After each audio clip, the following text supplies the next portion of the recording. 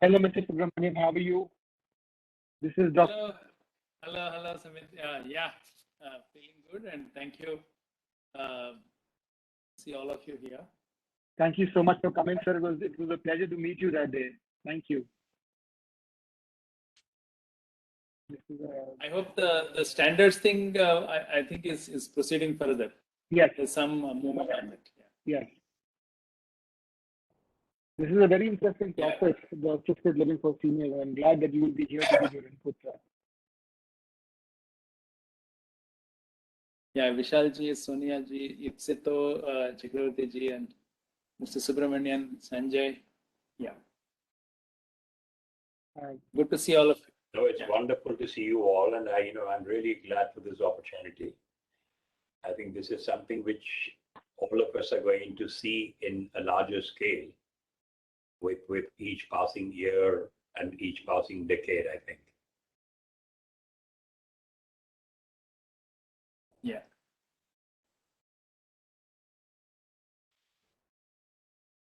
Good afternoon, everybody.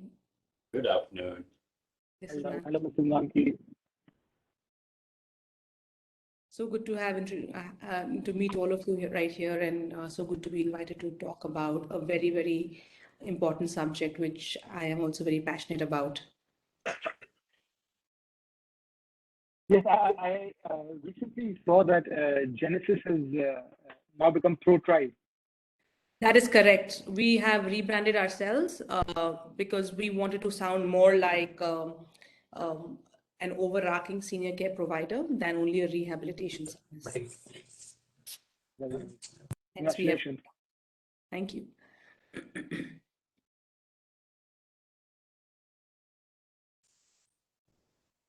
We are connected on Nat Health also, Mrs. Nanki. Yes, we have met on Nat Health, absolutely. Yes. I remember that. One quick thing is that I do want to share 2 slides, and so you'll have to just enable my screen sharing whenever we start. Yeah. Right? Yeah, I'm waiting for I think Mr. Vivek ji to join us. He's the person who kind of coordinates all these things, or maybe Ravi Rathod. Good afternoon to everyone. Mr. Vivek Sehgal is joining in 2 minutes, please. Some internet issues, but they have been reconciled.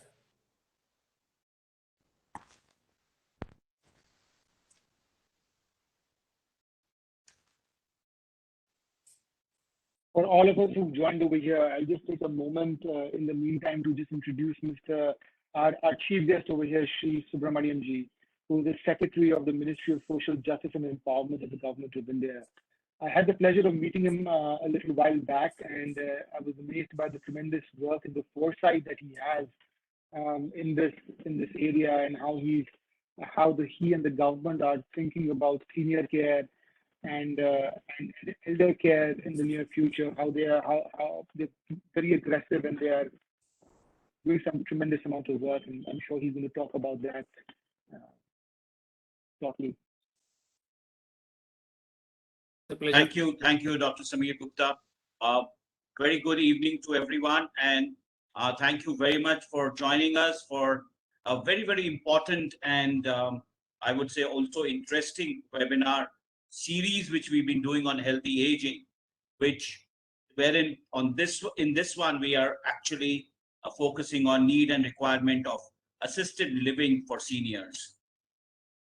We have the pleasure and the privilege of actually having with us Shri R. Subramaniam, Secretary, Ministry of Social Justice and Empowerment from the Government of India. Sir, a very, very hearty welcome to you. We regret a late start because I think there were some joining problems which we were facing. A warm welcome to you, sir, and thanks a ton for acceding to our request to chair the program. I'd like to also thank our Senior Vice President, Mr. Pradeep Multani, for joining us. Thank you very much, sir. We are joined by Dr. N. Subramanian, the chair of our Health Committee of PhD Chamber of Commerce and Industry. And we have Dr. Samir Gupta, the co-chair of the Health Committee of PhD CCI and the founder of Aurum Senior and Assisted Living.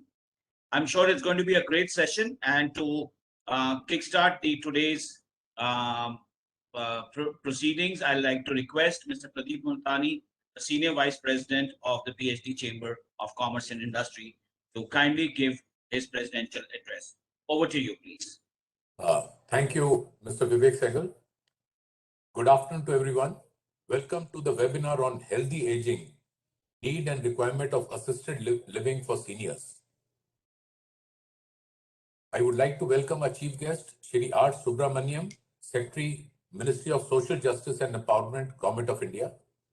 I would also like to welcome our esteemed speakers of the session, Dr. Vishal Sehgal, President, Medical Services, Portia Medical, Dr. Opie Sharma, General Secretary, Geriatric Society of India, Mrs. Nanki L. Singh, CEO and MD, Pro Tribe Senior Care Services Private Limited, Dr. Sonia Lal Gupta, Senior Consultant Neurologist, Metro Group of Hospitals, Mr. Sanjoy Pasricha, Chief Advisor, Aurum Senior and Assisted Living, Mr.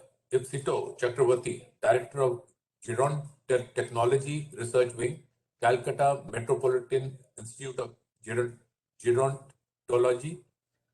I will also like to welcome Dr. Subramaniam, Chair, Health Committee, Dr. Samir Gupta and Professor Harinder Popli, co-chairs of the Health Committee, and today's session moderator, Mr. Vivek Sehgal, Assistant Secretary General, PhD CCI.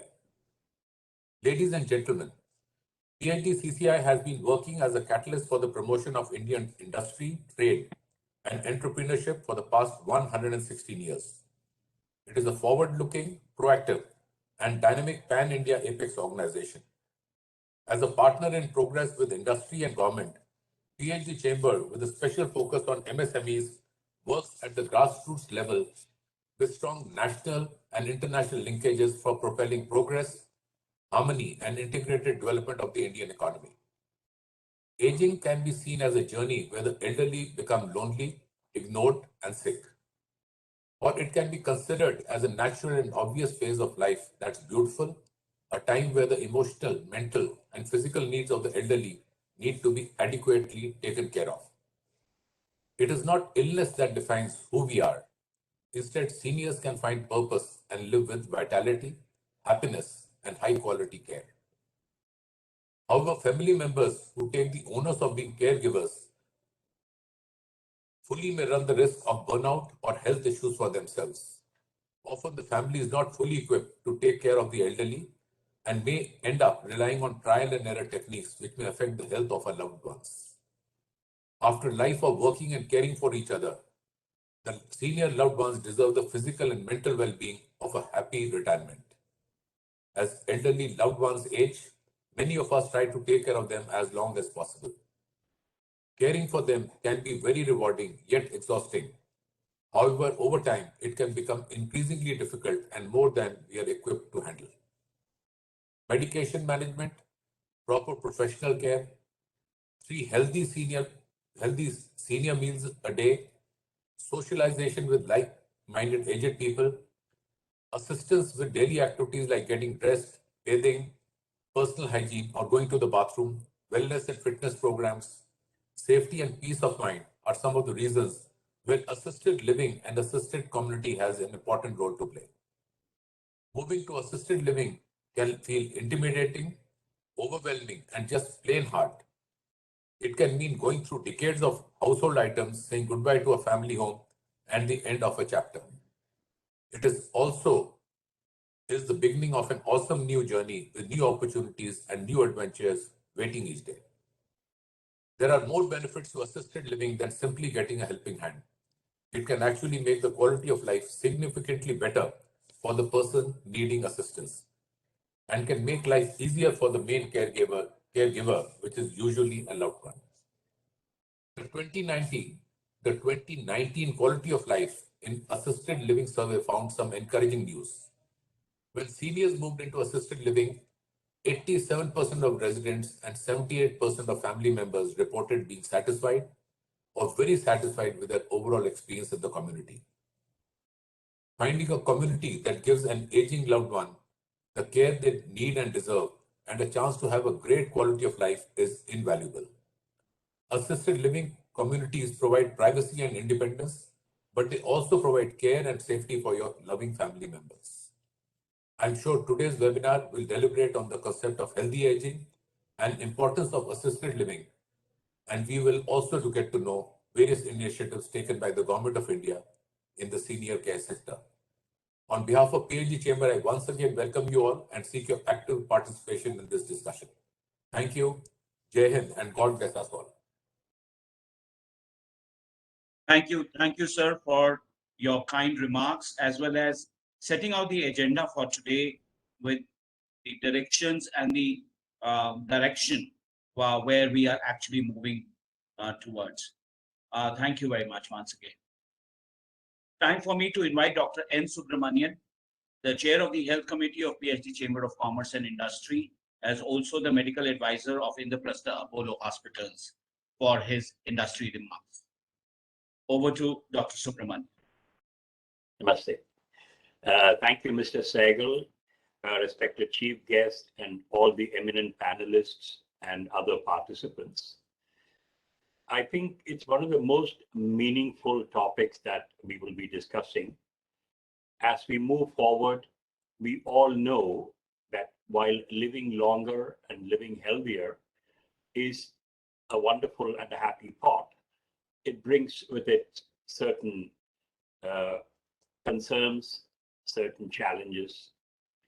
I mean, you and I know today that we have over 100 million senior citizens in our country today.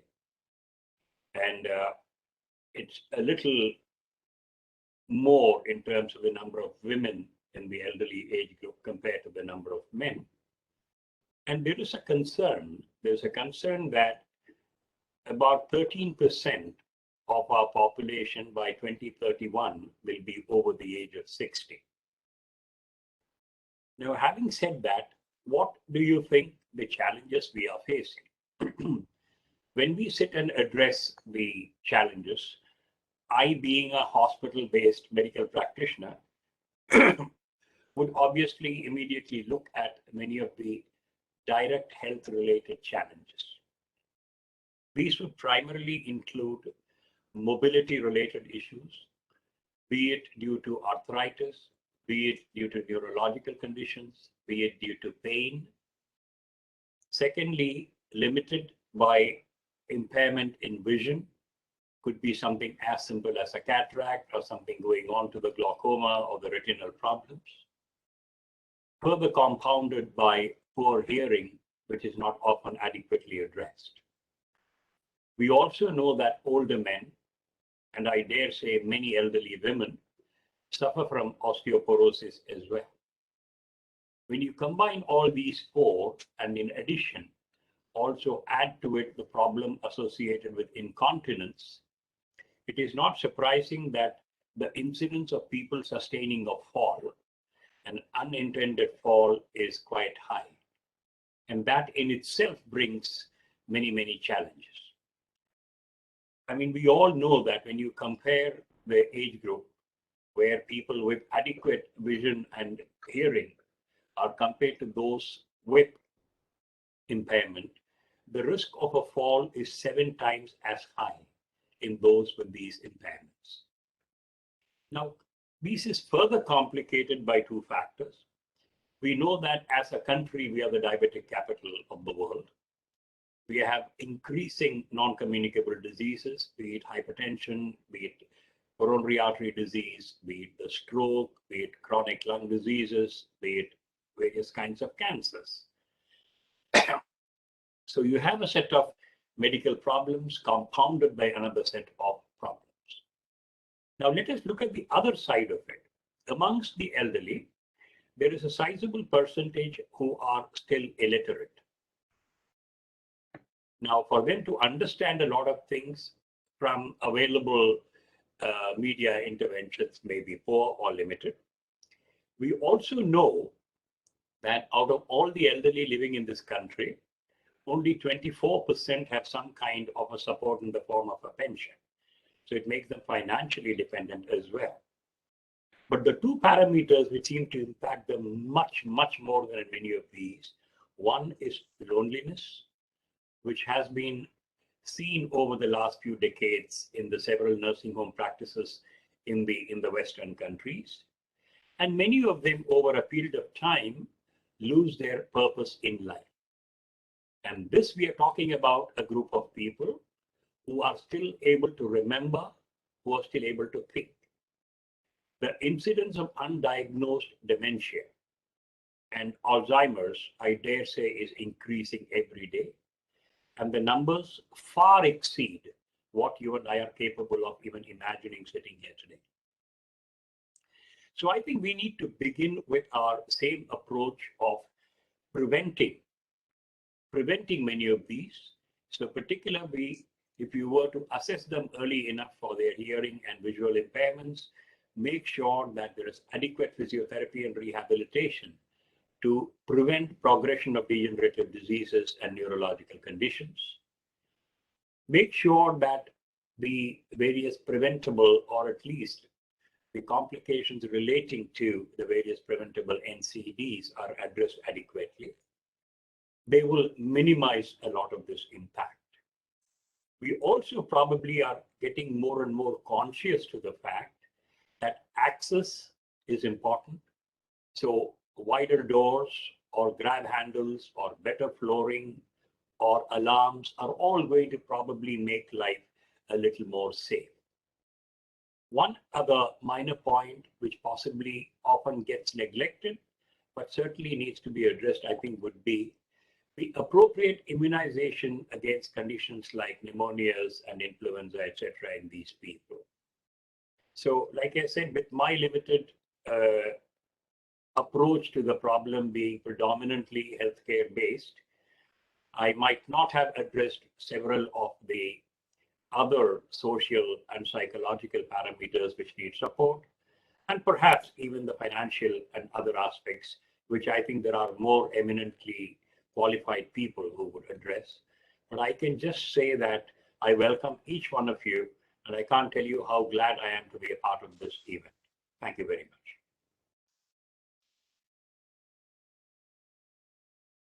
Thank you very much, Dr. Subramanian.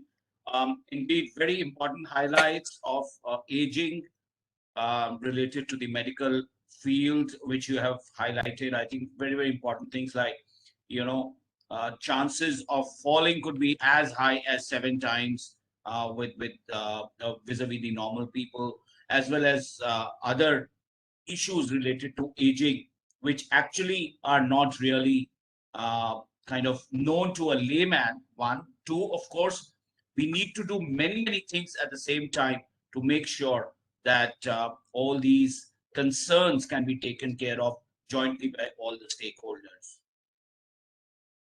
I'd like to invite Dr. Sameer Gupta, our co-chair, Health Committee for PhD Chamber, as well, and also the founder of Aurum Senior and Assisted Living, as well as co-founder for the Metro Group of Hospitals, to kindly share his thoughts, since he's also into the thick of it.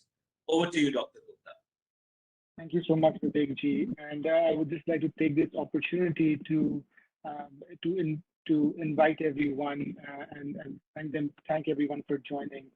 The respected chief guests, distinguished speakers, the PhD leadership, my colleagues in the health committee, and all the other people who've joined in, who've logged on to the webinar. A warm welcome to everyone. My journey with the assisted living space and in senior care was kind of a little bit more professional experience, which got a little personal. I remember I was in the United States. I lived there for many years, and on one of the occasions, my professor told me that this patient needs to be seen. He's in an assisted living facility. He's in a nursing home. They call it a nursing home over there. Can you go see the patient? I said, yeah, sure. I'll go check it out. And I went online, and before that, as residents, as interns, when we would make discharge of the patient, we would discharge them to nursing homes, to assisted living facilities. And this was a concept which was completely new to me. I said, why are these people not going home?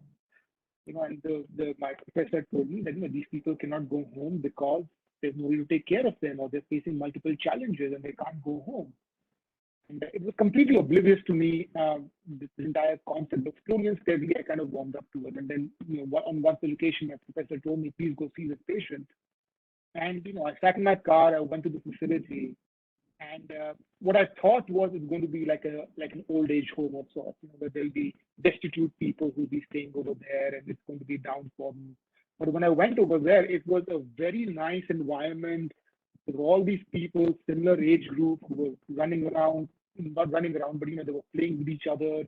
And my patient actually said that, Dr. Gupta, I have heart disease. I talked to him about a few things, and he said, Dr. Gupta, please, I'm on the clock. I said, why, what happened? He's like, in 10 minutes, my book club starts. We're reading this very nice book, and we're going to be discussing the book. I'm like, what is this going on? I mean, everybody over here is having so much fun. I think that incident stayed back with me, and then I moved back to India, and I started seeing patients, and what I saw was completely different. In my time in the US, India had completely changed and become more modernized. Families were slowly and steadily becoming more nuclear. The children were not with the parents all the time. They were facing multiple challenges of loneliness, of health issues. Small things like medication. They had to take care. Most parents want to take care of their own medicine, and if the children are not there with them, that's one thing. But even if they are with them, they're busy with their work. They're working in corporate life. They don't have time, and this was the major thing. And that is how kind of the seed of senior living got into it, and we kind of started exploring it and pursued it a little bit more. But senior living in India is currently in its infancy, because if you look into the actual market, only 1% of the real estate in India is currently in the senior living space, as compared to 5 to 6% in Australia and 12% in the US. So there's a long way we have to go. And currently, every time you see any speech, they always say India is a young country. India is a young country. But India is also an aging country. It's a fast aging country. According to some statistics, 12.5% of people are going to be senior citizens by 2026. That's in 5 years. And 20% of India is going to be senior citizens in 2050. That's almost 300 million people. Those numbers are huge. 300 million people are expected to be senior citizens by 2020. And this is not data that I have made. This is well-published data in peer-reviewed journals. And when you look at the senior space, when you look at the assisted living space, how that is kind of different from the traditional old age homes, is that they are they have all amenities that you would want at home. There's companionship, there's medical care, there's assistance, and most of all, there is worry-free living. You don't have to worry about, today my maid did not come, or where is the cleaning person coming from. It's COVID, and all these things were kind of amplified during the COVID time. So all the two groups of people who were hit the hardest in COVID were the senior citizens and the kids. The kids were at home, not going out, no school, no social, no sports. And the seniors were at home, not going out, no social, not meeting anyone, especially if the children are not with you. They were absolutely hit the hardest. So many of my patients, just like Dr. Subramaniam, are coming and telling me, I did not leave the front door of my house for the last 1 year. And I've literally not left, because if I get sick, where do I go? Who takes care of me? It's just, they say, budhe buriya ghar pe reh gaye hain, is the exact expression they would use. So I think assisted living spaces are currently in its sheer infancy. There is a long way for us to go. Right now, it's mostly in the metros, but it's just a matter of time before tier 2, tier 3 cities also start feeling the brunt of it, where the social network that they currently rely on shrinks and they start getting affected. So with these thoughts, I leave you, and thank you very much for arranging the webinar, the PhD chamber, and I look forward to hearing what the other industry experts have to say about this. Thank you, Dr. Samir Gupta. I wouldn't say only kind thoughts, but very noble thoughts, and we really appreciate your entire thought process being transformed into an action-oriented program back in India. What you saw typically in US, and I hear you a lot of times, not calling them old age homes, rather than their homes as in homes what they would have probably lived in even otherwise. So I think that's the passion and that's the spirit behind it. And I'm sure, as you said, a lot of other speakers would like to add different perspectives to this particular topic for today's program. Time for me to request Mr. Ipsito Chakravarti, Research Coordinator from the Calcutta Metropolitan Institute of Gerontology. So I'm sure there's some more hard facts which will come out once we hear Mr. Chakravarti. Over to you, please.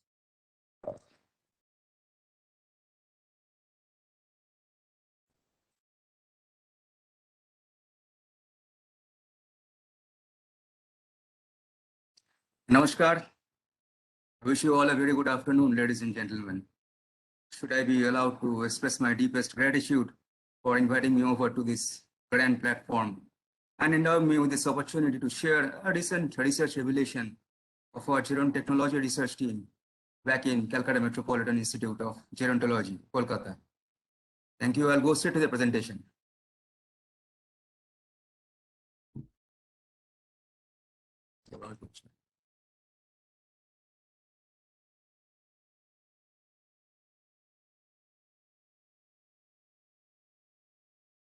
Just for your information, I joined this organization as a research lead some 4 years back.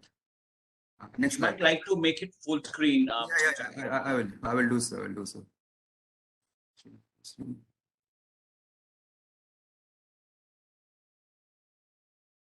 So I joined the Gerontechnology Research Division of CMIG some 4 years back, and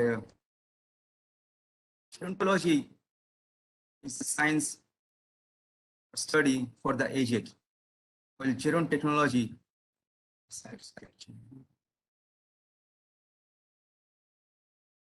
Gerontechnology, as you can see, it is a sort of cross-fertilization and osmosis between gerontology and technology. From this, we have devised the concept of digital care. You see, the quality of care in this digital care paradigm is heavily intertwined with quality of experience of the service being provided. Gerontechnology aims at devising technological solutions to maintain or enhance the quality of life of the elderly person. Next slide.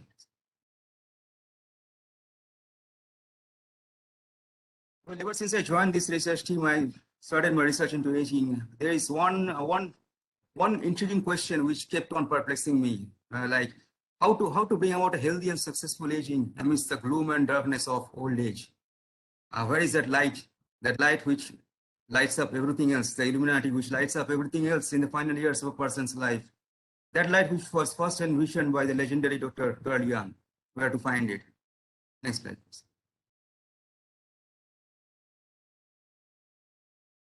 See, the fallouts of old age are many. There are many constrictors, plentiful. I spent many sleepless nights over this until about a year back. Our research team, during the course of our pilot study, we came face to face with some participants. A few of them manifested something which I have tried my level best to put in words in the next slide.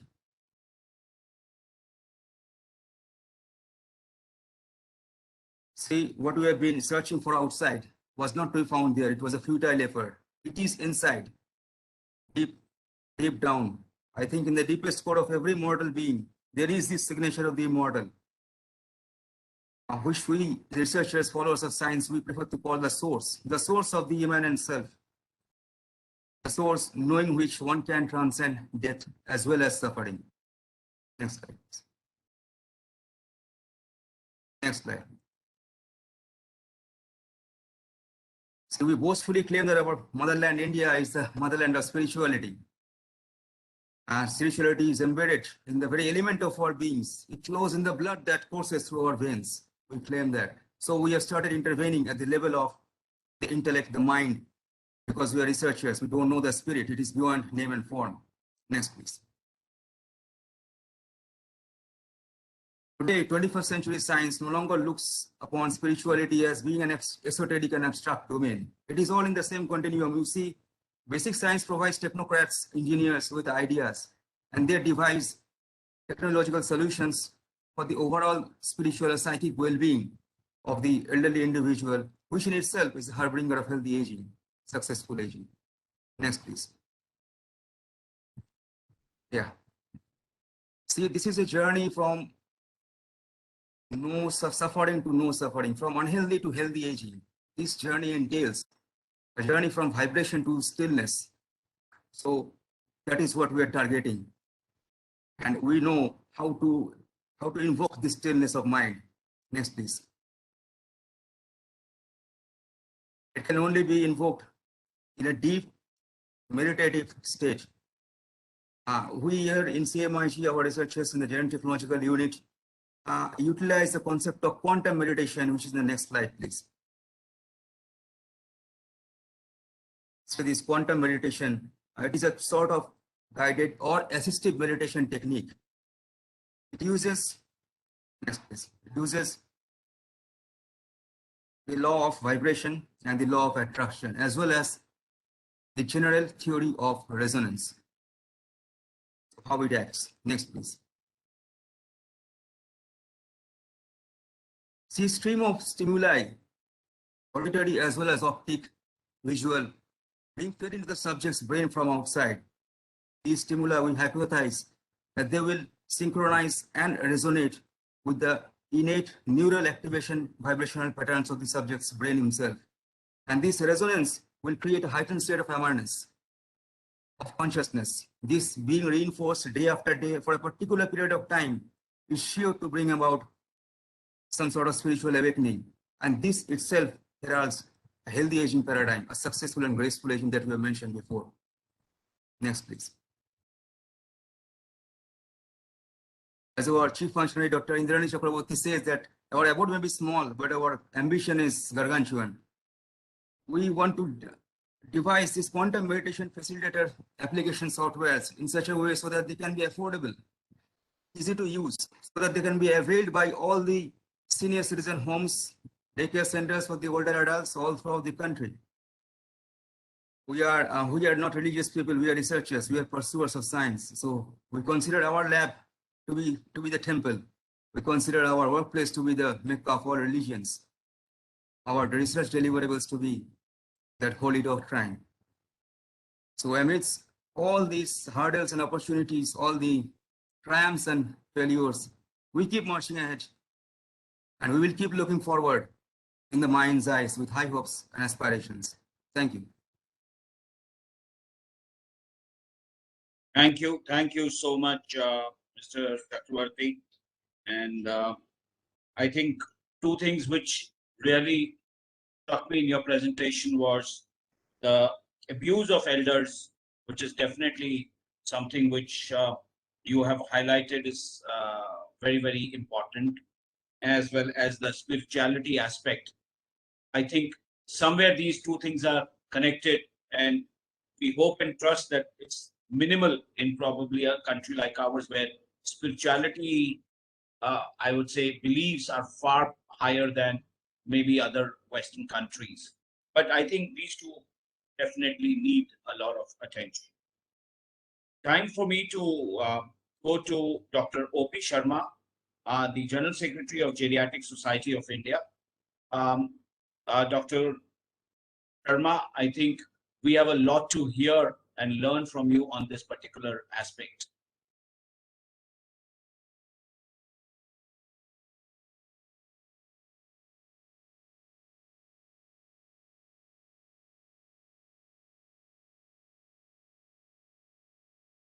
Sir, I think he has some technical issues. I'll just talk to Dr. Opie Sharma. Meanwhile, we can move on to another speaker.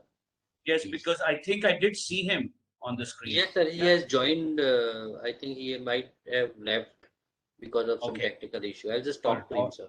Yeah, please do. Please do. So that gives me an opportunity to invite Mr. Sanjoy Pasricha, the Chief Advisor of Aurum Senior and Assisted Living.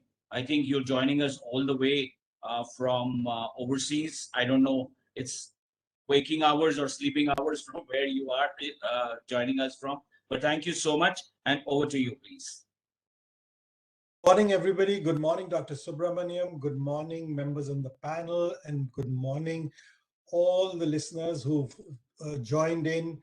Thank you so much. I'm on the other side of the world. It's about 6 in the morning, and it's a rather early start for me, but it's a pleasure to join you. My objective of this communication is really not going to be statistical in nature. We are all convinced the market is growing, and it's growing in leaps and bounds. We all know that as chambers of commerce, as people, responsible people in the industry, we've all got to put our hands together and create the necessary infrastructure. But while we create the necessary infrastructure, my objective of this communication is really going to be targeted at what the end consumer is actually thinking. What does he need? And what are the barriers in his mind as we speak?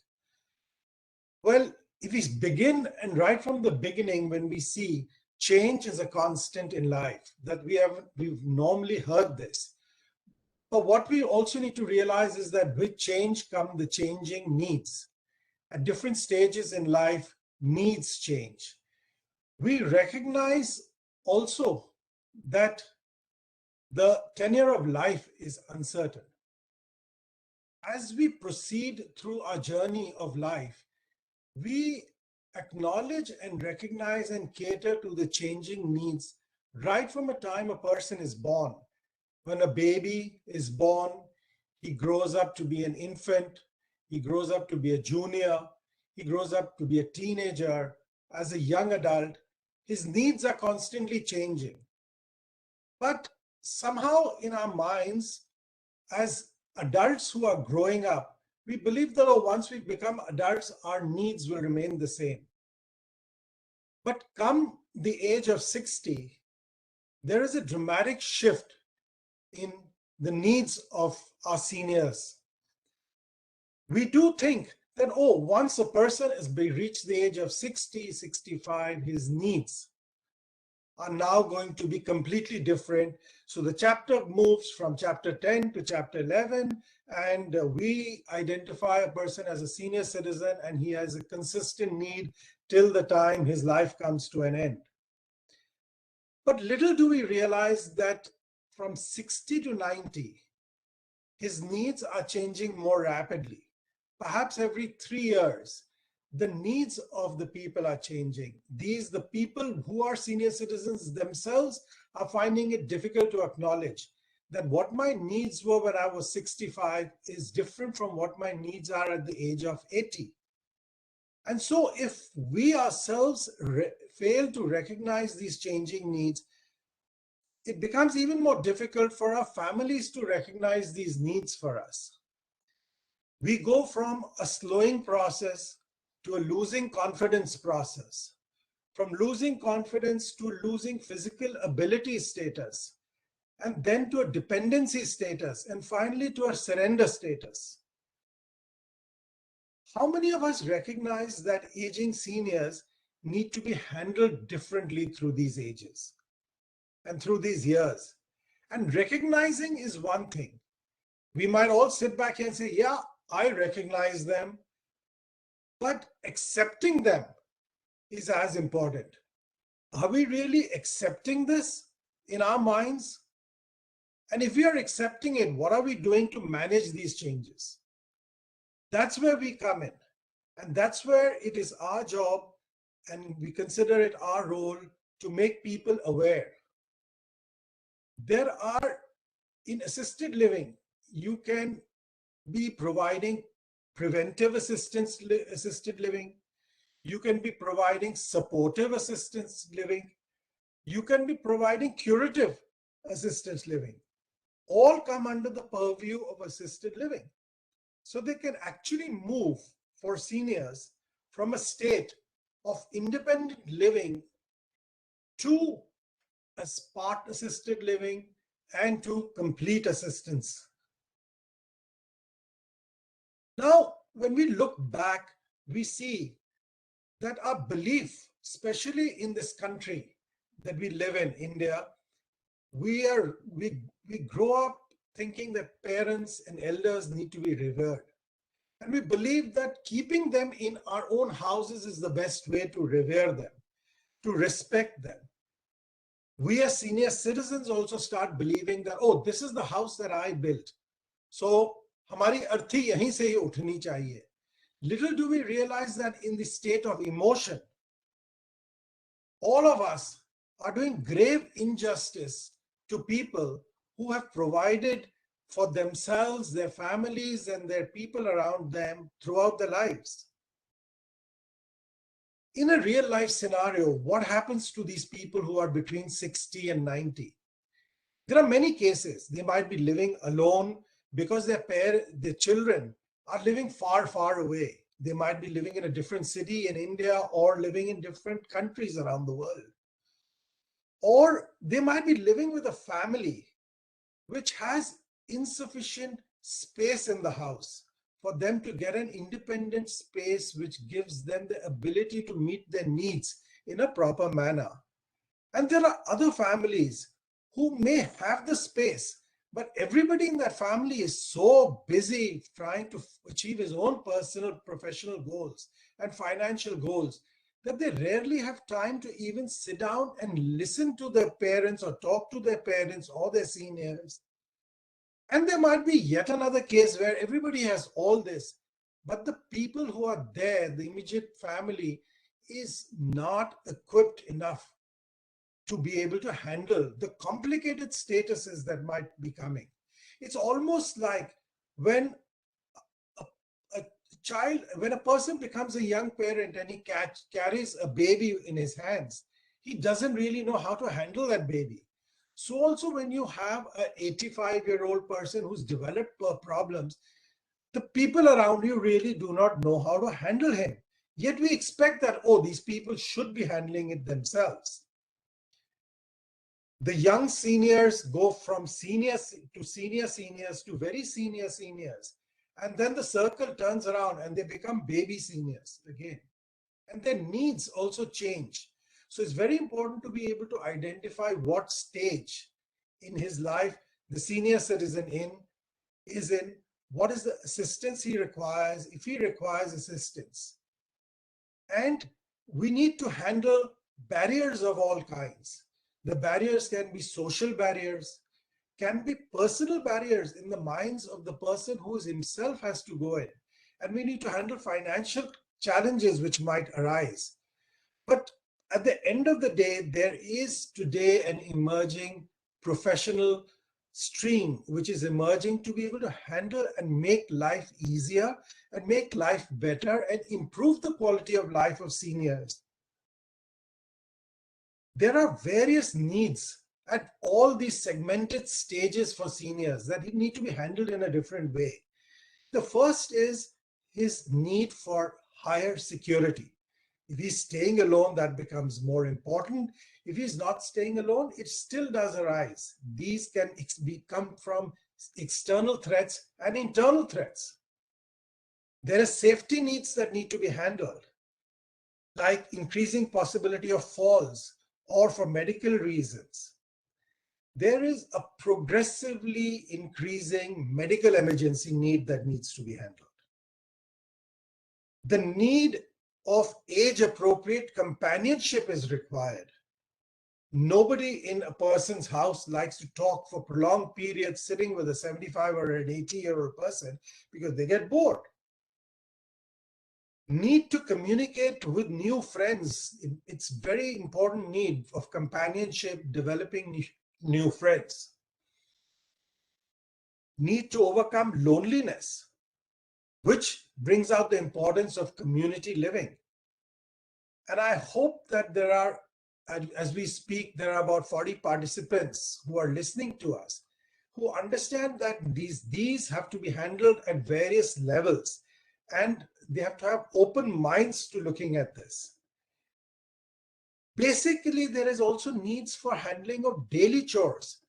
You might require support, not help, but support to start with, for bathing, for going to the restroom, for changing your clothes, for tidying up your living space, for living in a hygienic environment as age progresses. How often have we found going into an elderly's room and we find that the room is cluttered or it's an unhygienic state? Here is where professional assisted living comes in.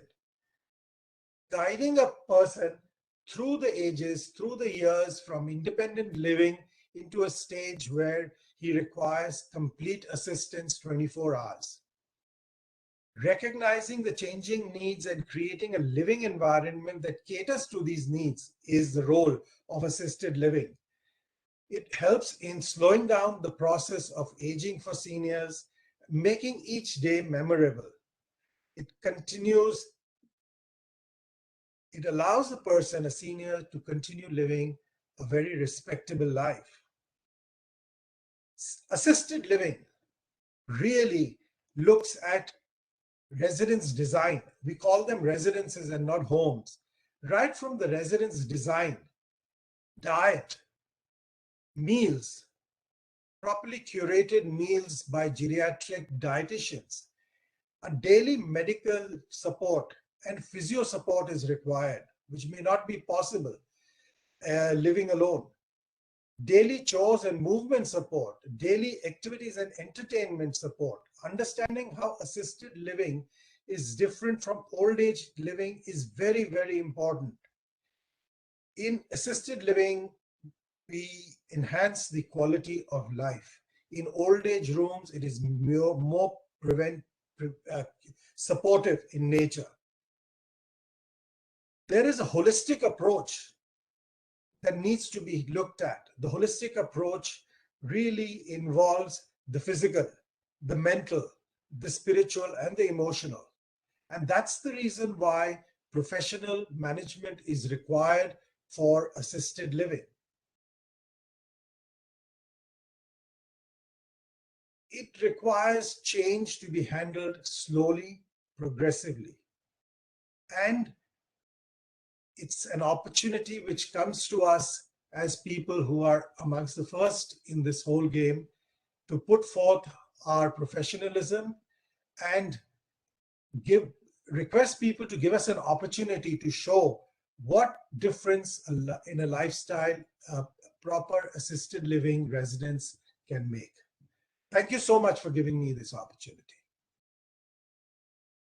Thank you. Thank you very much, Mr. Basrita, for highlighting the holistic approach and, of course, a very important aspect of changing needs as I think people grow from even 60 to 90. I think we have Dr. Opie Sharma back with us.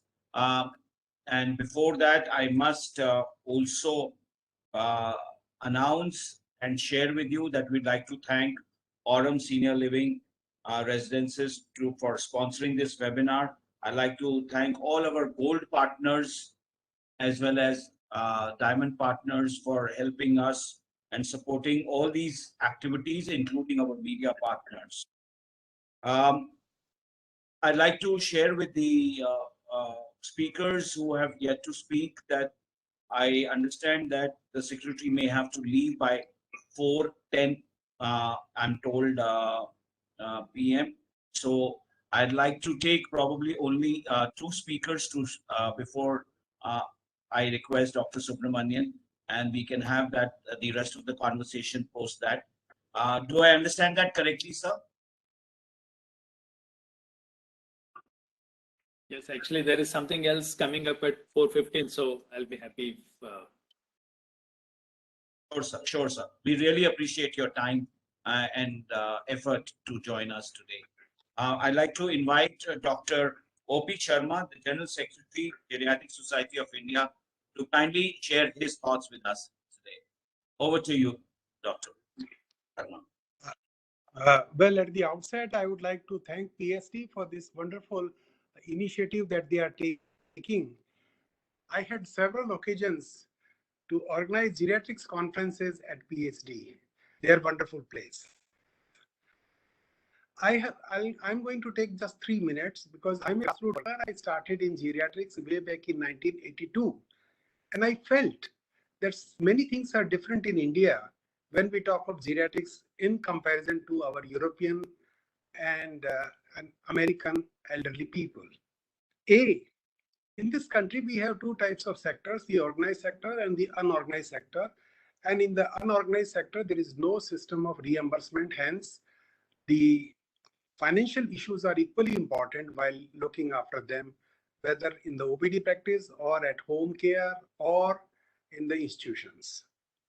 Friends, specifically today's agenda is healthy aging and assisted living. I would like to share at this juncture my concept that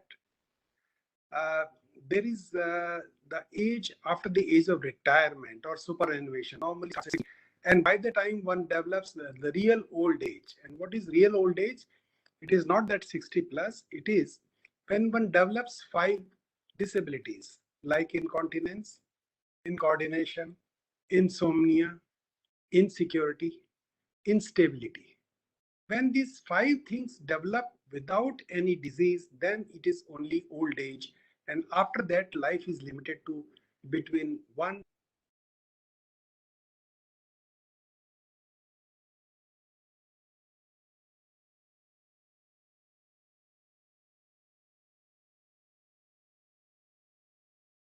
Dr. Sharma, we've lost your voice as well as your picture, but we can still see your window.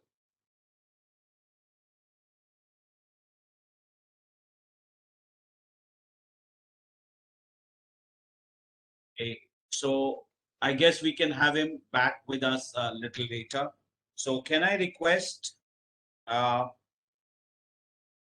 Dr. Sonia Lal Gupta, Senior Consultant Neurologist at the Metro Group of Hospitals, to share her thoughts, please.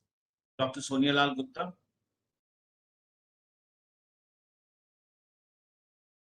Yes, good evening. Good evening. Thank you so much, Mr. Sehgal, for having me, and good evening, everyone. Good evening, respected chief guest, Mr. Subramaniam. What an honor to be here and to speak in front of you. And good evening to all my panelists as well as the attendees. I know we're a little short on time, so I won't take much of the time, but as a neurologist, this is such an important topic that, we are discussing today.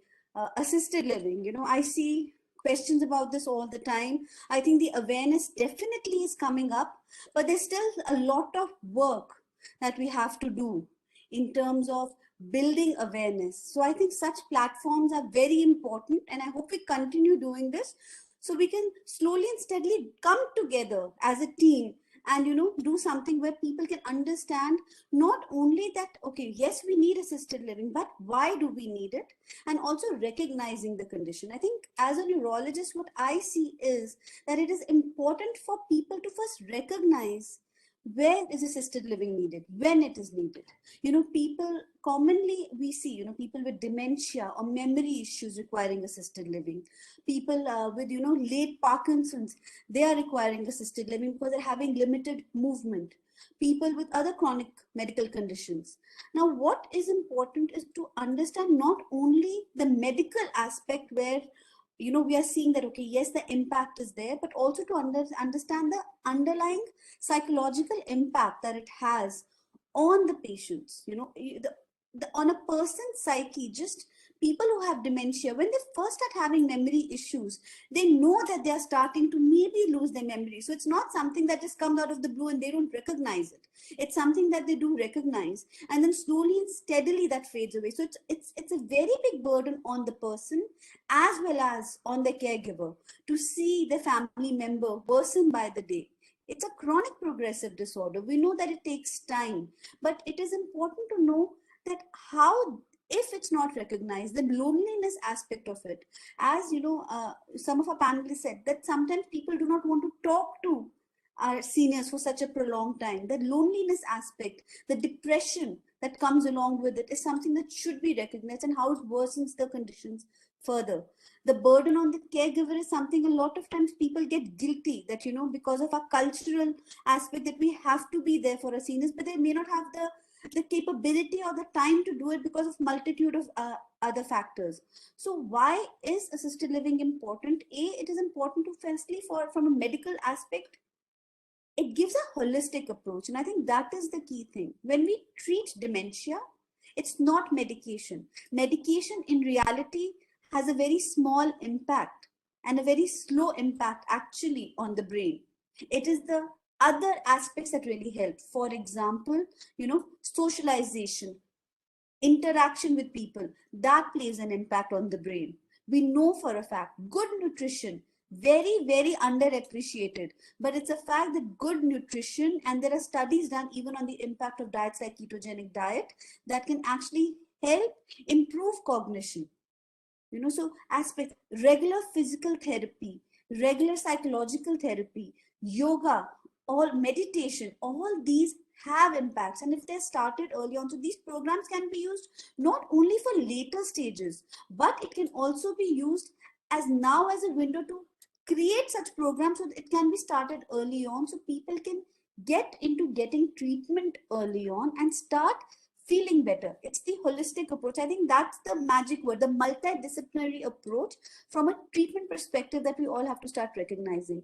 And assisted living centers are such formats, and I think once we bring awareness to the family members that it is not a point of guilt, but it is a point of creating a more safe environment where acts of daily living, like simple act like brushing your teeth, become a task for someone who's having dementia or someone who's having Parkinson's. It's very sad. One doesn't recognize, but when your hand is shaking, how do you brush your teeth? Something we take for granted. So I think it is these conditions we know, and apart from a multitude of other conditions that we need to recognize as physicians who are here, and and understand that, okay, let us recommend where it is necessary, where it is indicated that somebody should go to such a facility where they're basically at homes, they're staying with more family members of sorts, a community. That community creates a wonderful social impact on these people, and we see it all the time.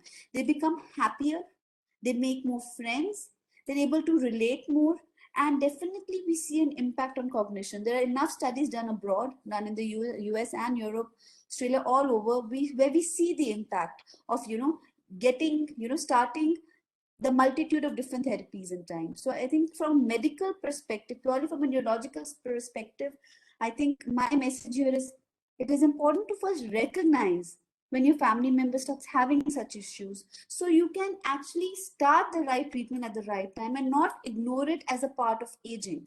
Aging has its different symptoms, while having dementia has completely different symptoms. That's a different topic altogether to discuss, but recognizing the medical conditions and then starting the right treatment and taking help, getting into such wonderful like residences and homes where you'll find friends and family together, which will actually help improve the psychological and social impact of a person and definitely improve the quality of life. I think the key is that. And with those words, I would like to end, so I won't take much of the time so we can listen to our chief guest. That is really important. Please. Thank you so much again for having me, everyone. Thank you. Thank you. Thank you, Dr. Sonia Lal Gupta. And a very important aspect which you touched upon, of course, is from the neurology point of view, is to actually recognize their problems and actually at the treatment of that, and not really take that as part of an aging process, which is, I think, very, very important. I think most of us probably do that back at home when we see our elders aging, that aspect. And Dr. Opie Sharma is back, but Dr. Sharma, as I said, maybe you weren't there. We will have to have 2 or 3 speakers going after our chief guest speaks, because he would be speaking and we want to hear him, and we don't want to miss out on his thoughts and directions. And no issue, sir. You carry on with the program. Yeah, I'll continue to join. No yes, issue. yes. If you No, have no, thank you so much. or Thank if the you. chief guest is coming, as Yes. and when, in case you can spare time, I would like to give some definitely. more thoughts. We have, but if not there, doesn't matter. We have all Please the time. We have all the time. But the chief guest has to leave. And of course, whatever speakers speak after the chief guest, we do make the minutes of the program, and we send it to his office so that he's also aware of what transpired, after he left, and what could be the suggestions and the way forward. And I must share that one thing with you. I think, as Dr. Sameer Gupta was talking earlier, I think the kind of response and the kind of sensitivity which we got from Shri Subramaniam when we actually went there to invite him was really very, very, I would say, emotional. And we could see actually the, thought process, the mind and the dedication involving him on this particular subject. So without taking more time, I think it's over to Shri R. Subramanian, our chief guest for today, Secretary, Ministry of Social Justice and Empowerment, Government of India. Thank you, Vivekji, and all the esteemed panel members. Friends, I'm here primarily to listen to all of you, because you have put in a lot of work in this field. You are all experts. And we at the government are here to support you and then take your work to a larger scale so that more people can benefit by your experience, thoughts, and thinking processes. Friends, over a period of time, thanks to improvement in our medical facilities, the lifespan has increased. People are living longer, but I'm not sure they are living happier. If the life is not a celebration, if it's not a happy journey, prolonging that is may in fact prolong suffering. So it's very essential that the life has to continue as a celebration and not as a suffering. I think that's the fundamental point for us, because we want to see how we can keep the elderly happy. I think that's the fundamental thing. I think if you are happy, you will be healthy. Of course, I'm simplifying things too much, but then we have evidence to show that the people who are happily engaged with their daily life, they actually live much healthier lives and more fulfilled lives. So I think the fundamental thing is to how to keep this section happy, contented, emotionally rich, and how we can provide them a sort of a community living, how we can recognize that they are not dependents, but actually important members of the society. We are working with this concept that it's incorrect to say that all elders require some shoulder to lean back on or some stick to walk around with. There are a large number of people, at least 1/3 of our seniors are in a position to contribute actively to the nation building. So I think recognition of this fact that whoever can shall be provided an opportunity to work in the field of their choice, contribute in the way that they can, use their experience, use their energy to build the economy, to help in building a great nation. This is what we are really focusing on. Recognize that elders are a great resource. They are not a burden. I think this is a fundamental starting point for the entire new policy for the elders that's currently undergoing some sort of a last bit of tinkering before we can release that.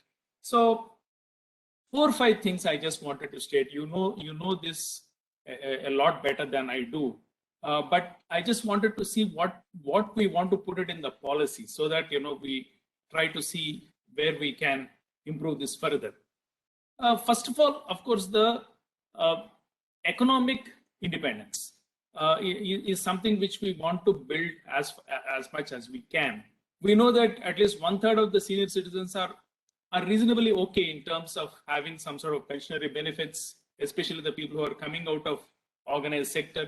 But then a large number of them, a vast majority of them, require some sort of a economic independence, which will I think build up their status in the family also, and also helps in they feeling more meaningful to everybody else and to themselves also. So we are working on how to build livelihoods for the senior citizens. Livelihoods could mean bringing them together into a self-help group. I mean, the Helpage India has done a lot of elderly self-help groups. And we wanted to see whether we can bring in at least 1 million people into self-help groups, small self-help groups, which are homogeneous, which are geographically contiguous. I mean, people who are living together. Can they come together and then do some activity, whether it is taking care of a park or helping, patients in a government hospital, or teaching students, the children in a school who are not able to cope up with their studies. It is something which they can choose depending on their interest, their abilities, their experience, their skill levels. But contribute something, allow them to contribute to the society. Don't think that they are limited to the house. They are a burden on the family. So this is the first thing that we are looking at: 1 million people to be brought into self-help groups, which will work around productive activities.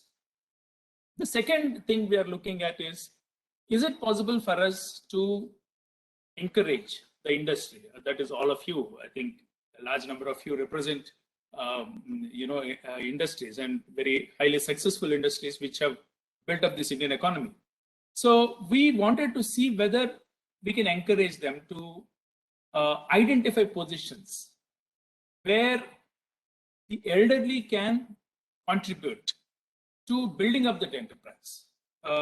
Can we look at positions which are not preferred by the youth? For example, accounts, maintaining accounts. Is it something that we can say that, okay, elderly person who's got experience, his track record is checked, he's got experience, and then he has low level of ambitions and zero attrition. So can we get that sort of persons to put in our offices, so that they not only that they feel better cared for, but you will be better cared for because he's going to be with you for a long time. So we are starting what is called as the SACRED, which is the Senior Able Citizens Re-Employment and Dignity. This SACRED portal is going to be launched just a few days from now from Vigyan Bhavan. It's going to be nationwide celebration on that. So we encourage all the industries to come in and then participate in this effort. Put at least one job, each of you. I mean, each of the industries who are with PhD. If you put one job per firm, it is going to support one person's life to live in greater dignity, greater happiness, better cared for. And I'm sure by putting that job, you will be happier. You will feel more more fulfilled. All of you would have seen the film Intern, where elder person really comes in and then does phenomenal things, which otherwise the normal youngsters could not do. So building up livelihoods is one major task for us. We want to also promote innovation. We want to promote innovation for the sake of the elderly. They have different needs. Many of you have rightly pointed out. They have different needs. They have different aspirations. Marketing, the fundamental point is that you realize what the aspiration is and then devise a product which will meet that. So we need great marketing efforts to woo this segment, who are actually, many of them are having a lot of money. Let me tell you that. I mean, they are not all of them are dependent persons. Out of the 14 crore senior citizens that we have, at least 4 or 5 crores are people who are having money to support a huge economy. I want to assure you that. And it's a business opportunity for the market. So can we really look at what their requirements are? Can we innovate things, out of the box thinking, come out with some solutions which can bring in better products, better services for the elderly? So we started this portal called SAGE. It's called Senior Care Aging Growth Engine. This is one of you have developed this particular portal. So a portal has been done, and then we gave a call to all the youngsters, all the startups in the country. If you have any product, any innovation that you have out of the box thinking for the sake of elders, please come and then apply. And I wanted to tell you that 500 people have applied and with products, with processes, which we have not thought about. And then a lot of evaluation went in, and then we are going to award the first set of innovators who are working for developing production processes, services for the elderly, which are completely innovative. And we are also going to support such innovations, and then that could be equity participation, it could be some sort of a financing, but we want to support people who want to use their minds for a better living condition for the elders. So this is the second thing that we are trying. We also want to look at how we can train large number of people in geriatric care. I mean, this is one thing which is emerging as now I'm talking about the people who require bedside attention, and that's a huge source of worry, as many of you have really pointed out. It is a huge source of worry for the house as a whole, and then many of the caregivers who are actually mostly the women who are living in the society, the daughter-in-law of the house, who is traditionally bound to serve the elderly. So they all are on the breakdown point because they have, they don't know how to do this. They're struggling. They give all their life for the family, and then all the nights also they serve sometimes the elderly. So they are at a break point. So we are trying to see how we can develop this geriatric care at home. I mean, how can we train large number of people, not one or two. I'm just thinking in terms of 100,000 people across the country to be trained with proper standards, with proper capabilities, with proper actual hands-on experience to come as geriatric caregivers. And then we also want to have an electronic exchange where anybody who wants a geriatric caregiver should be able to just at a click of the button and then specifying his requirements exactly, whether he wants a Bengali speaking person who is 45-year-old, a female. So he can specify anything, and living in Delhi. So this sort of specifications he can make, and then he should be able to make his choice who can come and then help the household in taking care of the elders. So this is one area which we want to develop further. We want to look at nursing colleges, medical institutions which can help us in giving this training. So we'll soon be giving a call on that. Having said that, today the main item for discussion was on how assisted living can really change the life of the elders. I have absolutely no doubt in the fact that this is going to be a major turning point in our elderly care initiatives. The assisted living where people come together, live in a community, share their sorrows, tell their stories to each other, play together, laugh together, travel together, and then in the process, start from where I want to go to where I've started. Just see that the life as a celebration and not as a travail, not as a torture, but as a celebration, and a happy celebration that is. So assisted living has got that huge potential to convert the old age into a beautiful phase of life. And I told Vivek ji and Ravi, who came to tell about this particular thing, that and of course Samir, he's the big proponent of this. So I just wanted to, I told them that whatever that is required from the side of the government, whether it is some sort of tax concessions or what exactly is that we can give the assisted living providers, we are here to support that. We are here to support that because we are convinced that this is going to be a way ahead for our aged care. And then also, of course, in this assisted living, we need to have different standards. I mean, you have somebody who can pay a lot and then live very luxuriously, but then we should really look at address those middle class and then lower middle class segments, who would also like to have this sort of an experience. So the experience providers should really look at different categories of assisted living, which are all standardized.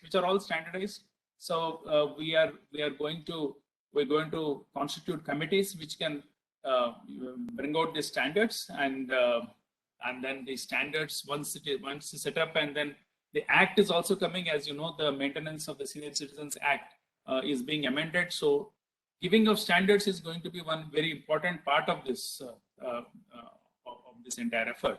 So we would like to support assisted living in various categories, following some standards which are fixed at the national level, and then we are really expecting that the industry would really cash in on this opportunity and then provide a very good living experience to the elders as a whole. So I just wanted to state this. As I said, that my main purpose was to listen from you and then hear your experiences and learn from it.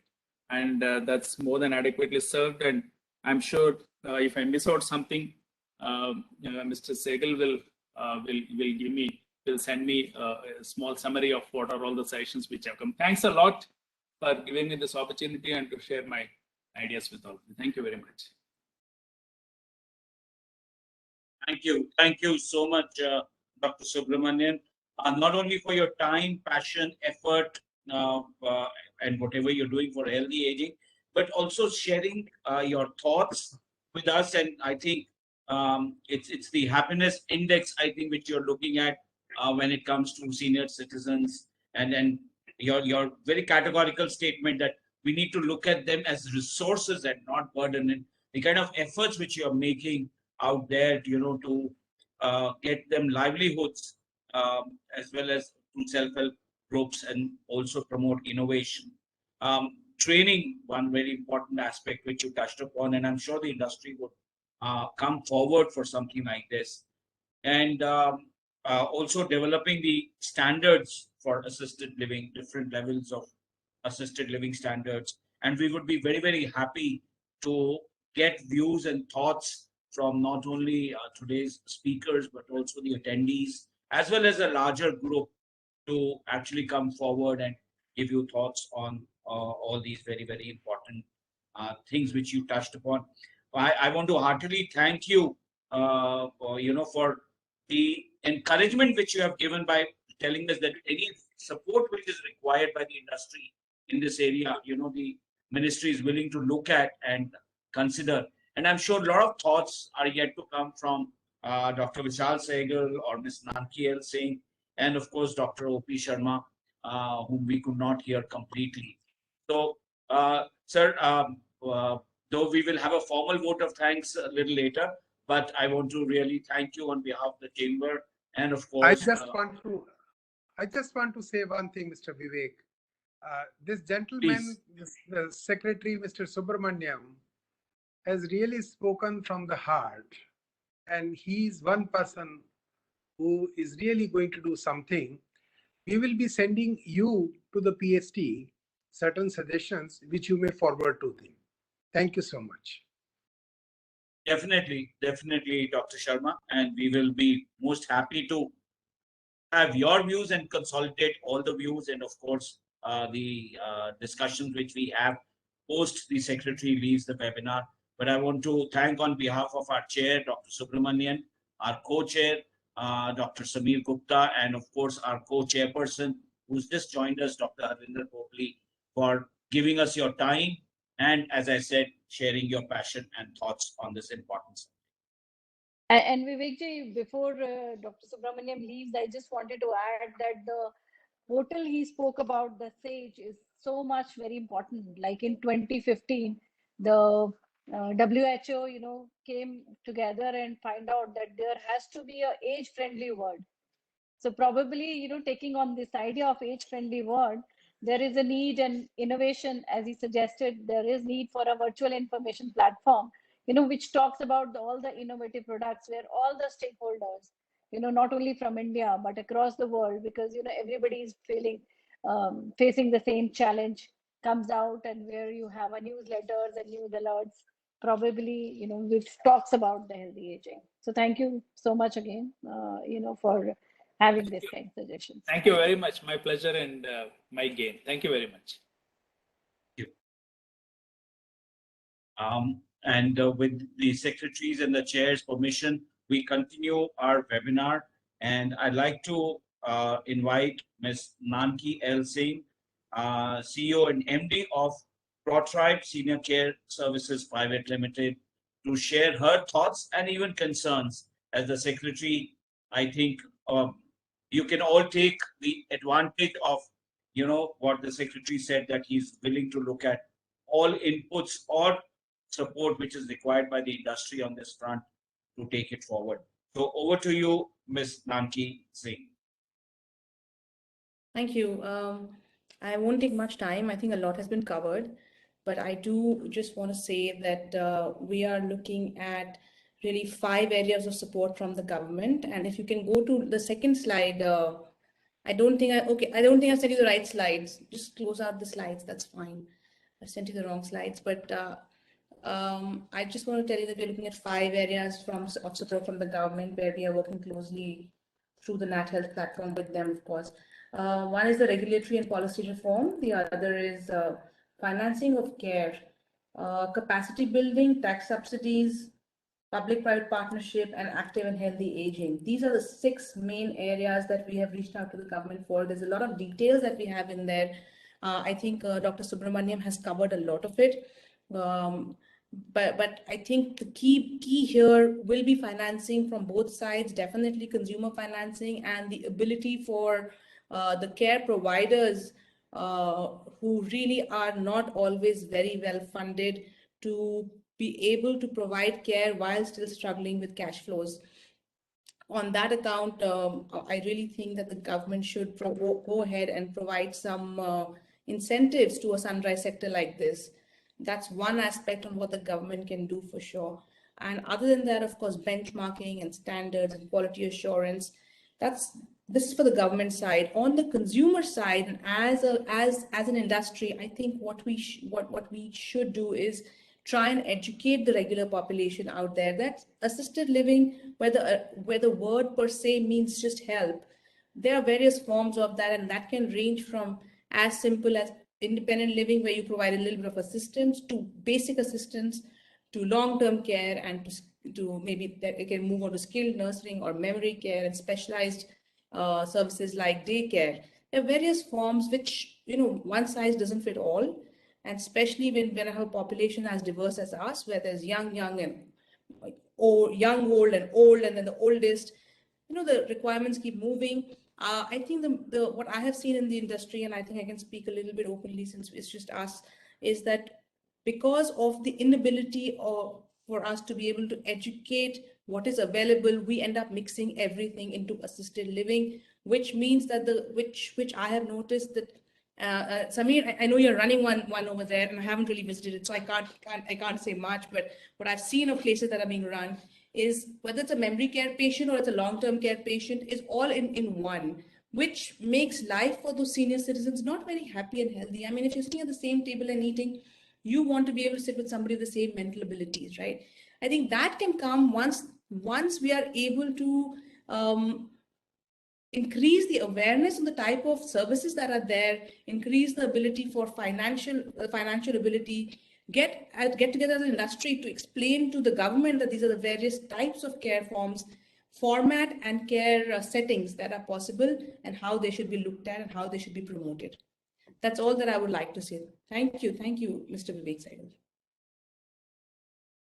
Thank you, Ms. Singh. I think you definitely brought in a new perspective to the whole discussion, apart from, of course, whatever suggestions you talked about, which you have been interacting with and giving to the government. We'll be glad to get a copy of that also from you, so that, when we make our suggestions, it can only reinforce the points which you have made, with some added inputs coming in from the other stakeholders. So, well, yes, well said, Ms. Singh, and really nice to know that you have been very, very involved in this particular sphere to the extent of working with the government closely on it. Time for me to invite Dr. Vishal Sehgal. I think he's running Portia Medical, so he's the president for medical services there. So it'll be nice to hear from you, Dr. Sehgal.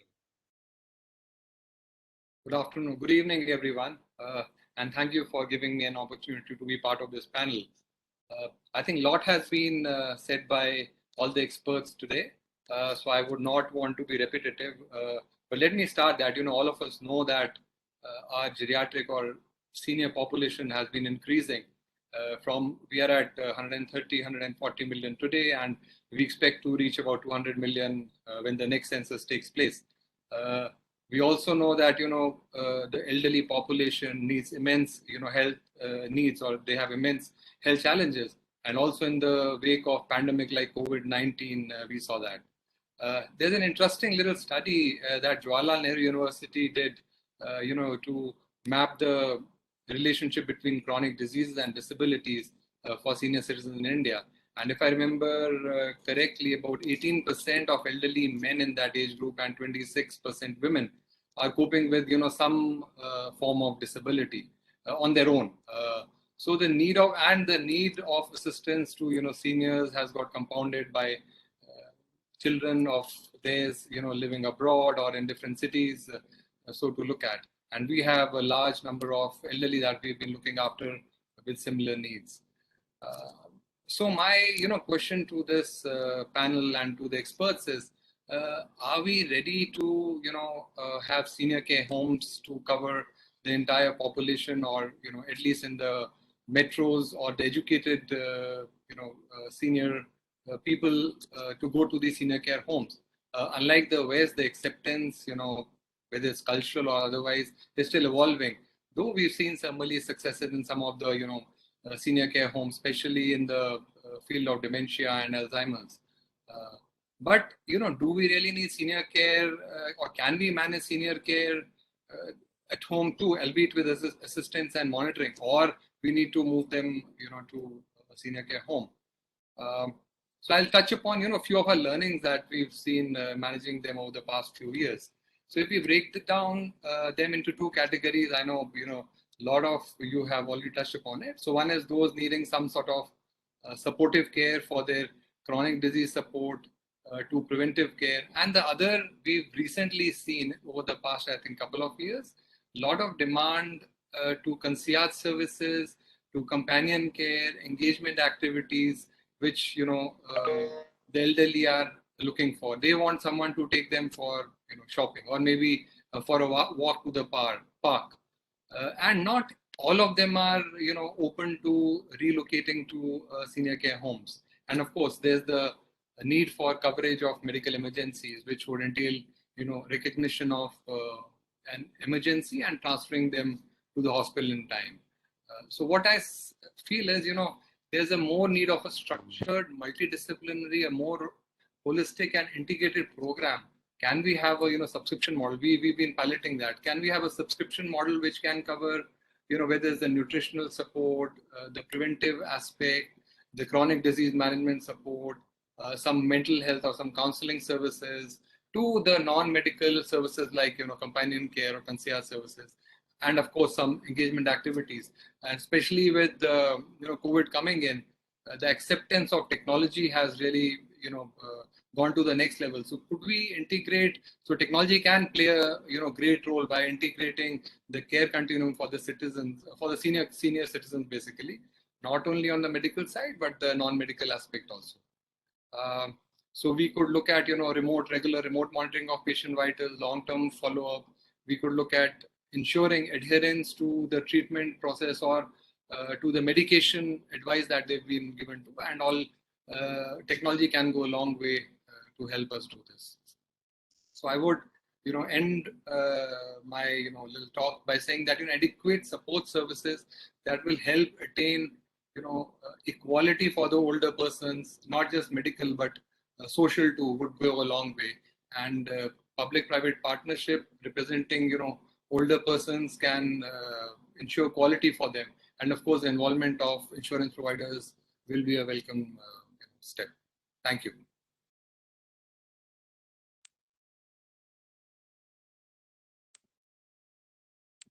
Thank you. Thank you, Dr. Vishal Sehgal, for your thoughts. Of course, the public-private partnership model, which you talked about, in which, of course, the secretary also did, endorse and talk about, as well as even things related to insurance and specialized services. These are again definitely added to our bucket of thoughts which we can present to the government going forward. I don't know whether we lost, I think, Dr. Sharma once again, but I think he was also touching upon one very important aspect is the financial issues, which also the secretary talked about when he was talking about livelihoods and creating self-help groups and creating a lot of confidence amongst people. So I think we've really heard some brilliant thoughts today, and I think it's been a really great source for learning for me personally, apart from the 3-page notes which I have made on this. And then I'm sure I could see my colleague, Dr. Ravi Rathaur, also continuously writing a lot of ideas which have actually sprung up. But yet again, let me suggest and, all the speakers, if they can also send their thoughts in writing so that, they are very well articulated by you in your true sense in the way you want to express them, so that we actually put them as a part of our, as I said, the notes which we will send to the secretary, who is so committed to this particular aspect. I'd like to invite once again the passionate Dr. Sameer Gupta for his concluding remarks, and how do you think, kind of taking it forward over and above what we have discussed today. Over to you, Doctor. Thank you, Mr. Sehgal. I think it has been a fantastic webinar. I think there have been great inputs and very deep insight, which is coming from all the speakers who have taken out time today. Whether it was Dr. Subramaniam, who was talking about the health issues that the senior citizens face in great depth. We heard, Dr. Subramaniam, our chief guest, talk about what the government is doing, and I think talking about the financial and livelihood and how to engage these seniors is something which is very, very important. Because once again, talking about for my patients, when they come and they say, when I ask them like, how are you doing? What are you doing? Being an interventional cardiologist, majority of my patients are upwards of 60, 65. And though that demographic is changing as we speak, but for the most part, they are older and they are retired. And I ask them like, what do you do? And the answer is, Doc, I'm retired. I'm just passing time. I'm just not doing too much. And so keeping them active is of absolute importance. And my immediate reflex to them, my reflex answer to them is that you're younger than Modi, who's 72, who's been in the country, and you're younger than Biden, who's 78.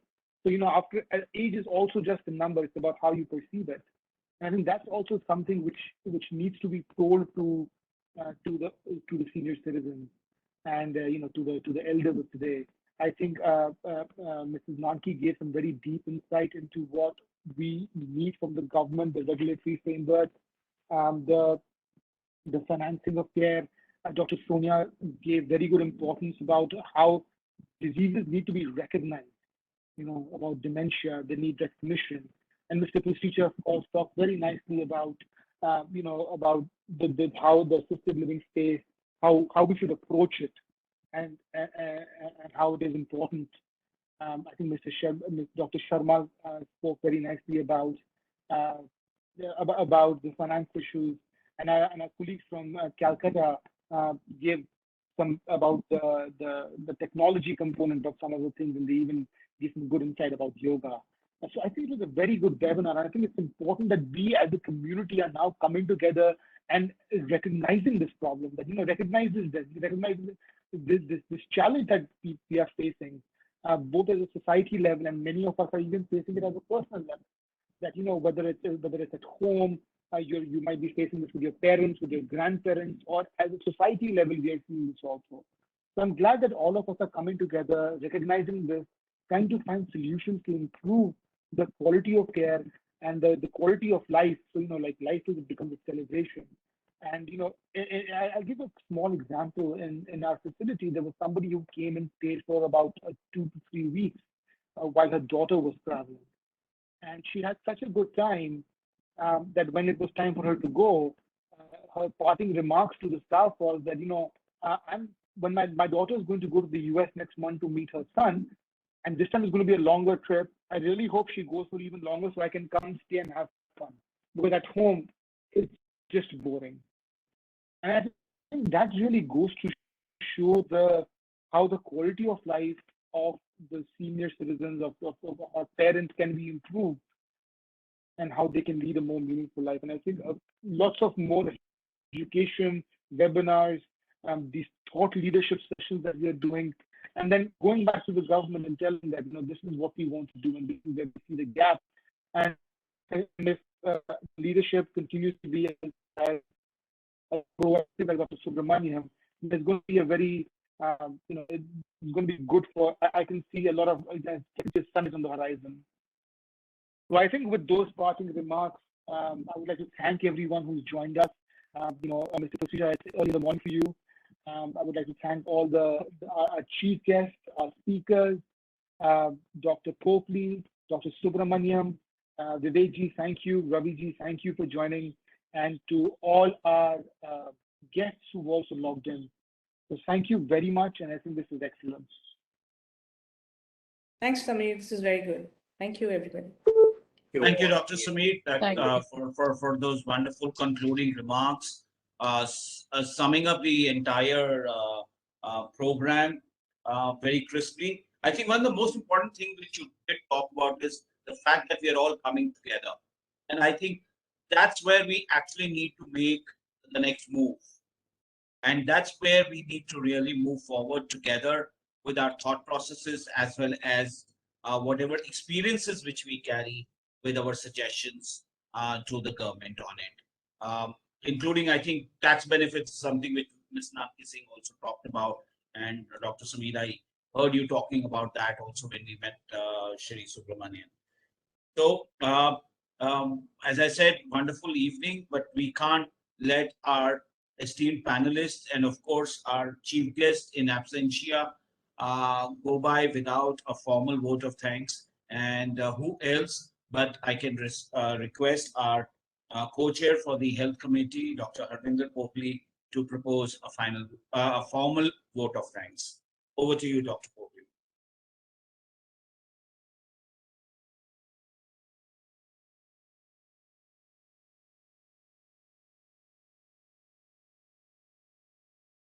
Dr. Copley, I hope you're able to hear us. We are not able to hear you.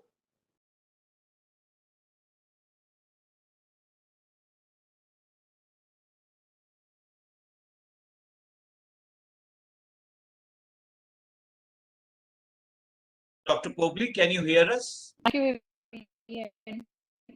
Thanks is also been covered by Dr. GCCI. I would like to thank her. Hear me now? Can you hear me? Yes, we can. Can you? I can hear you. Yes, we can hear you now. Thank you. Yeah. So on behalf of, I'd like to thank, he was very, justice and puts on the way forward here in India. He talked about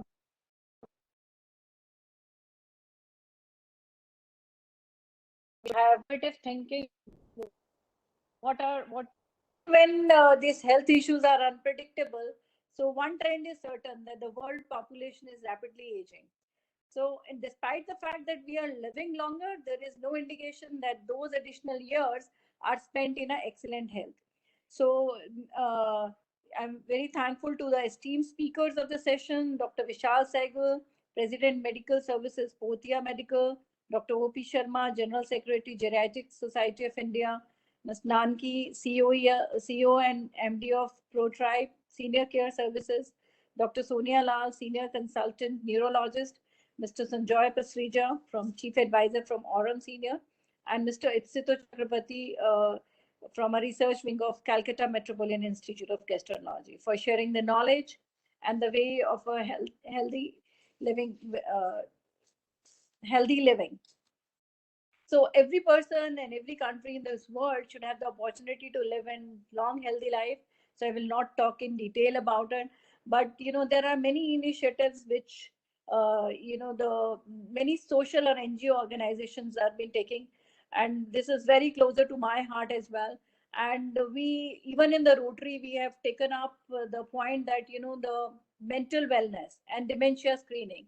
And when we were doing these projects, we realized that more than the patient, it is the caretaker, it is the people who around them or who are aging are also need to be addressed. So that is also very widely covered by our esteemed speakers, that that when the populations around the world are aging at the faster pace, then in the past and in this demographic transition, so everyone has the right to live gracefully and to have a life which is very healthy, and the people around them also needs to be and I think one of the speaker also touched base upon that the caretaker, their daughter-in-laws, who are taking care of their aging populations, they also need to have a comfort. So the concept, as we have in India or in some, that that they feel guilt. So the feel of guilt sometimes take that even the younger population are not able to work with their aging populations, because they always feel that the parents have raised them and they are not able to give back to them. So the government policies with that, the innovative ideas, the all the stakeholders that has to come together. The COVID-19 pandemic has also highlighted the seriousness of existing gaps in the policies, systems and services, and a decade of concerted global action on the healthy aging is urgently needed to ensure that the older people can fulfill their potential and dignity and equality in the health environment. So once again, on behalf of Chamber, I would like to thank everyone for joining this discussion. Thank you so much. Thank you. Thank you very much, Dr. Pokley, for doing one of the most important jobs, because we can't thank enough our speakers who will spend their time and effort presenting to us this evening and talking to us and sharing their experiences, which is, I think, very, very valuable for us to take this particular aspect forward. My heartful thanks to Dr. Subramanian, our chair of the Health Committee. Sir, thank you very much for your time. I know you have a very busy schedule, like all doctors. My special thanks to Dr. Sameer Gupta, our co-chair of the Health Committee, and of course to Dr. Harvinder Pokley, the co-chair of our Health Committee of PhD Chamber of Commerce and Industry. I will be failing in my duty in case I don't thank my team at the back end, Dr. Ravi Rathod, the Joint Secretary of the Health Committee, as well as Mr. Amit Patwal, Senior Assistant Secretary at the PhD Chamber of Commerce and Industry. Thank you very much. And my last but not the least thanks goes to those attendees. And I would like to request the attendees at this point of time, in case they would like to send us any suggestions because of their own personal experiences or the experiences back at their homes, you're most welcome to suggest, and we will definitely study them carefully with this fantastic panel of speakers which we've had to share it with the government. Thank you. Have a nice evening and take care. Bye-bye. Thank you. Thank you, Vivek. Thank you all. Thank you all. Thank you, Doctor. Thank you.